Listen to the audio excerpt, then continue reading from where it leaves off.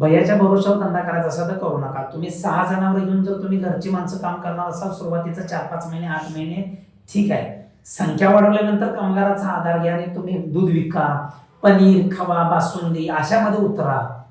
पण पहिल्या 5 जनावरांच्यासाठी आणायचं असेल तर तुम्ही या दूध व्यवसायामध्ये येऊ नका. शेण काढताना कुठं कळ येते, दूध काढताना कुठं कळ येते, शेताचा चारा उचलून भारा डोक्यावर घेताना कुठं कळ येते, दूध विकताना काय कष्ट झालंय लोकांना पटवून कसं देणार. कारण कष्टातनं उभं राहिलेला दूध व्यवसाय आणि दुधाची विक्री ह्याच्यामध्ये जर बघितलं तर प्रचंड म्हणजे इतकं सुंदर वाटतं ते. एखादा जर माणूस म्हणायला गेला तर तुमची उत्तर तयार आहे. हा कष्टाचा धंदा आहे, पहाटे 4ला उठून काका आम्ही काम करतो. तुम्ही असं दुधाच्या दराला नाही याला जर म्हणाला तर ह्याच्यासारखं नाही, क्वालिटी दूध आहे, मेहनत करून हाताचा स्पर्श नसलेलं दूध आम्ही मशीननं काढतोय. बाकीच्यांच्या दुधामध्ये किती काडी कचरा पडतोय, आमच्यात काय पडत नाही, इतकं सुंदर दूध आहे. हे बोलणं अंतकरणापासून येणार का स्वतः तू बेंबीला ओढ लागूपर्यंत काम करणार. भैया ठेवल्या तू सापडणार नाहीस.